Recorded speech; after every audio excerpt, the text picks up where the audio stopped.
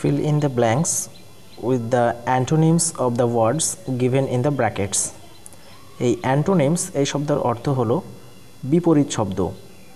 এখানে বলছে যে নিচে যে শূন্যস্থানগুলো দেওয়া রয়েছে এবং যে ব্র্যাকেটের মধ্যে যে ওয়ার্ডগুলো রয়েছে সেই ওয়ার্ডগুলোর অ্যান্টোনিমস করতে হবে, মানে বিপরীত শব্দ বানাতে হবে।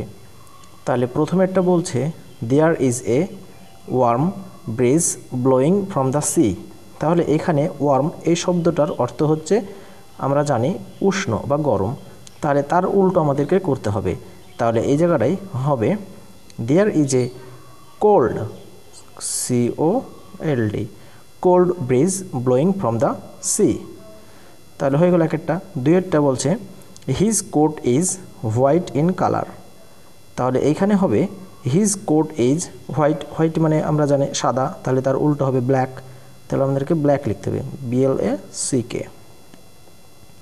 তাহলে his coat is black in colour. সিয়েরটা বলছে after spring comes winter. Winter মানে আমরা জানি শীত, তাহলে তার উল্টো কি হবে? শীতের উল্টো হবে গরম, তাহলে গরম ইংরেজি কি? সামার। তাহলে আফটার স্প্রিং কামস সামার। ডিয়েরটা হচ্ছে from the mountain top I could see the river flowing above.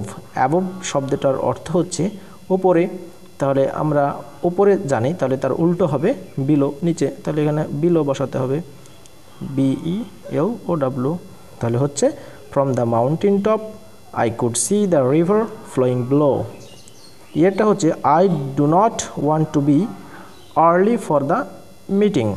তাহলে আর্লি মানে দ্রুত, তাড়াতাড়ি, তাহলে এই শব্দটার উল্টো করলে হবে বা অ্যান্টোনিমস করলে হবে লেট, তাহলে আমাদেরকে লেট বসাতে হবে এখানে। তাহলে I do not want to be late for the meeting.